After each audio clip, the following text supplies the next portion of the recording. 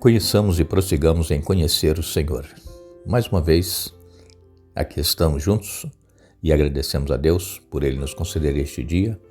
Agradecemos a todos vocês que estudam conosco a Bíblia, que compartilham esses estudos com outras pessoas, a todos que são inscritos no canal Hora Tranquila, no YouTube, que clicam no dedinho de joinha, e também a todos vocês que nos escrevem dizendo de onde estão acompanhando. Queremos aqui mandar um alô especial para Eduardo e Janete Villa-Lobos, são de Guaíba, no Rio Grande do Sul. Dira Oliveira é de Capim Grosso, na Bahia. Ela agradece pelo filho Danilo, completando hoje mais um ano de vida. Parabéns, Danilo. Também mandamos um alô especial para o Adão Santos, lá no Pará. Também está aniversariando. Parabéns, Adão Santos. Mariane Neri é de Cícero Dantas, na Bahia. Genilda Neves é de Várzea Paulista, em São Paulo. José Maria de Oliveira é de Paraupeba, em Minas Gerais, e todos os demais que nos escrevem, nós agradecemos e mandaremos sempre um alô para vocês. Iremos orar. Nosso Deus e Pai, nós estamos em Tua presença e te agradecemos por tudo que tens feito por nós, pela vida, por este dia que estamos tendo, por estes momentos que vamos agora estudar a Tua Palavra. E Teu Espírito Santo fale à nossa mente, ao nosso coração, nos ajude, Pai, a entender e colocar em prática em nossa vida os Teus ensinamentos. Abençoa todos aqueles que estão estudando conosco e que têm as suas necessidades, as suas lutas, os seus problemas, dê vitórias conforme a Tua santa vontade, que perseverem na fé, que não desanimem. Queremos pedir uma bênção especial para o Danilo, filho da Dira Oliveira, que está aniversariando, também o Adão Santos, lá do Pará, que está completando mais um ano de vida, que sejam abençoados por Ti, Pai, que sintam o Teu poder atuando em suas vidas e que tenham muitos anos de vida conforme a Tua vontade e que vivam esses dias na Tua presença, Pai. Nós te pedimos que perdoe os nossos pecados em nome de Jesus. Amém.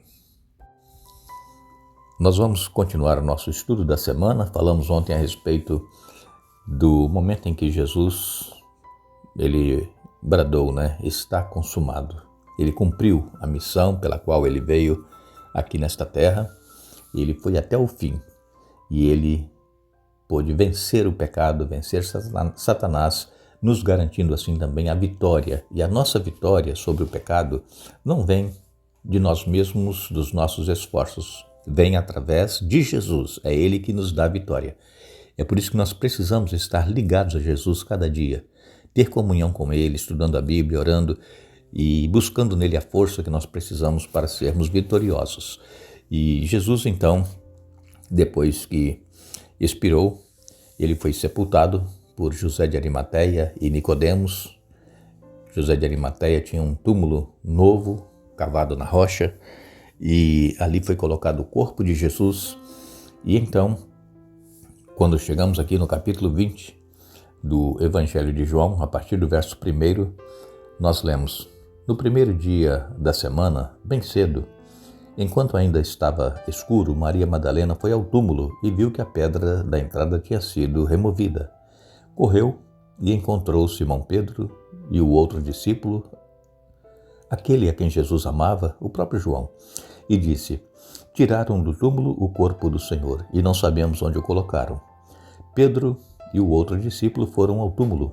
Os dois corriam, mas o outro discípulo foi mais rápido que Pedro e chegou primeiro ao túmulo. Abaixou-se, olhou para dentro e viu ali as faixas de linho, mas não entrou. Então Simão Pedro chegou e entrou, também viu ali as faixas de linho e notou que o pano que cobria a cabeça de Jesus estava dobrado e colocado à parte. Nós, então, aqui temos o relato da ressurreição de Jesus. A princípio, Maria Madalena, que foi a primeira a chegar lá, ela pensou que alguém havia roubado o corpo de Jesus. Mas essa hipótese, ela não é verdadeira e não poderia acontecer porque foram colocados guardas para vigiar o túmulo de Jesus, porque os fariseus pediram a Pilatos para que colocassem guardas lá para vigiar o túmulo, porque eles pensavam assim: os seguidores de Jesus vão lá, vão roubar o corpo dele e depois vão falar que Jesus ressuscitou. E então essa guarda foi mantida lá. Só que, ao amanhecer do primeiro dia da semana, um anjo poderoso veio do céu e houve um clarão, um terremoto, a pedra foi removida, os soldados caíram desmaiados com a presença do anjo. E então o anjo disse para Jesus: teu pai te chama. E então Jesus, ele que tem vida em si mesmo, ele voltou à vida, saiu do túmulo. E então os discípulos ficaram assim atônitos. Por quê? Porque Pedro e João foram até o túmulo quando Maria Madalena falou e não encontraram ali o corpo. Interessante que Pedro encontrou ali o pano que cobria a cabeça de Jesus dobrado. E se fosse pessoas que tivessem roubado o corpo de Jesus, eles não iriam ter essa preocupação de dobrar o lençol, o pano que cobria a cabeça de Jesus e deixar lá certinho. Então Jesus fez esse trabalho ainda antes de sair, dobrou, dando ali uma demonstração de que ele iria voltar. Esse símbolo desse pano dobrado simbolizava de que ele estaria voltando. Então, Maria Madalena, ela contou isso a Pedro e a João, que estava com ele, e esses dois saíram correndo. João era mais novo do que Pedro, chegou primeiro, correu mais, e então ele viu ali os lençóis, as faixas, e Jesus havia enrolado, mas Pedro foi que entrou primeiro. João só olhou da entrada do sepulcro. Então, aqui em João capítulo 20, a partir do verso 7, João 20, a partir do verso 7, nós lemos: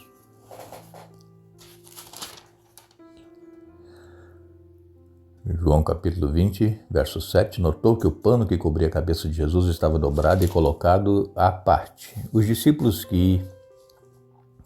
que havia chegado primeiro ao túmulo também entrou, viu e creu, pois até então não haviam compreendido as Escrituras e segundo as quais era necessário que Jesus ressuscitasse dos mortos.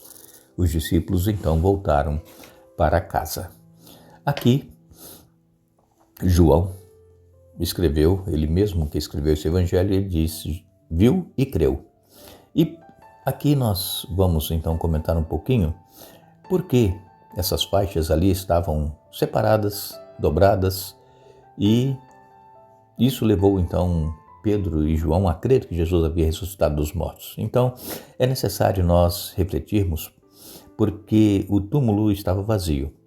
A resposta mais natural seria a ação de ladrões de túmulos, mas essa explicação ela não pode ser aceita por 3 razões. Primeiro, o túmulo estava guardado por uma escolta, e isso tornava inviável o roubo. Segundo, os ladrões de túmulos normalmente roubam objetos de valor e não corpos que estão já em decomposição. E em terceiro lugar, ladrões de túmulos costumam agir com pressa e não iriam se preocupar em dobrar aquelas vestes que cobriam Jesus. E não é de admirar que quando João viu o lenço dobrado, creu que Jesus havia ressuscitado. Então, aqui nós vemos que os líderes judaicos, eles chegaram para os soldados que foram contar o que havia acontecido, o anjo que apareceu e houve o terremoto e eles caíram desmaiados e Jesus ressuscitou.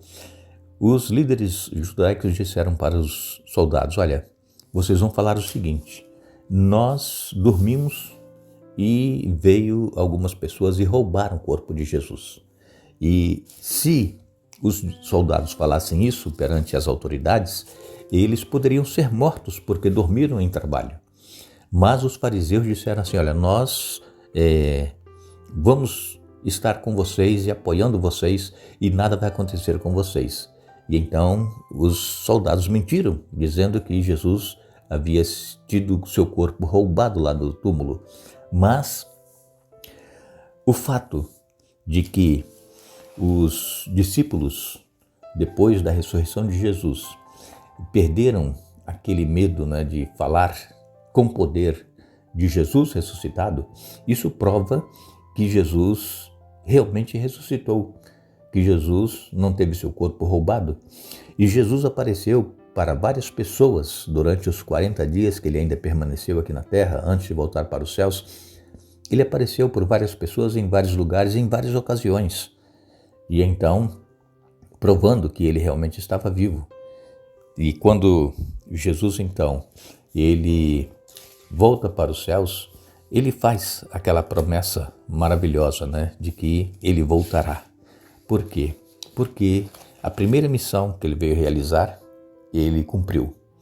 Ele foi até o fim. E agora falta ele cumprir esta promessa que ele fez de que ele vai voltar para nos buscar.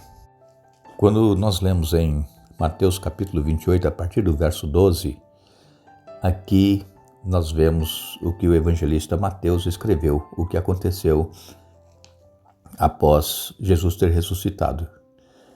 Aqui em Mateus 28, a partir do verso 12, diz: reunindo-se eles, os líderes judaicos, em conselho com os anciãos, deram grande soma de dinheiro aos soldados, recomendando-lhes: digam isto, os discípulos dele vieram de noite, enquanto estávamos dormindo, e roubaram o corpo. E se isto chegar ao conhecimento do governador, nós o convenceremos e faremos com que vocês não tenham maiores preocupações. Então, isto prova, esse aqui que Mateus escreveu, 28, versos 12 a 14, isso prova que os líderes, eles sabiam e eles tinham certeza que Jesus havia ressuscitado. Porque se eles não tivessem essa certeza, por que eles dariam essa grande soma de dinheiro aos soldados para eles mentirem que o corpo de Jesus foi roubado? Então, aqui se cumpriu o que Jesus disse, que ele daria a sua vida e tornaria a tomá-la. Ele iria morrer, mas ele iria ressuscitar, porque ele diz que ele é a vida. E todos aqueles que crerem em Jesus, que é a vida, ainda que venham a passar pela morte, ainda que morram, viverão. Por quê? Porque nós cremos na ressurreição. Assim como Jesus ressuscitou dos mortos, nós também, se passarmos pela morte, nós iremos, na volta de Jesus, ressuscitar, para podermos nos encontrar com Ele e reinar com Ele eternamente. Vale a pena nós nos mantermos firmes e confiantes na palavra de Deus, mantermos firmes e confiantes na promessa de Jesus e aguardando, porque muito em breve Ele voltará para nos buscar e nós viveremos com Ele para sempre. Nós queremos agradecer a todos vocês que estiveram conosco hoje estudando a Bíblia. Retornaremos amanhã para dar sequência ao estudo da semana, mas não nos esqueçamos. A Bíblia nos diz que a vida eterna é esta, que te conheçam a ti só, por único Deus verdadeiro, e a Jesus Cristo a quem enviaste. João capítulo 17, verso 3. Que Deus nos abençoe.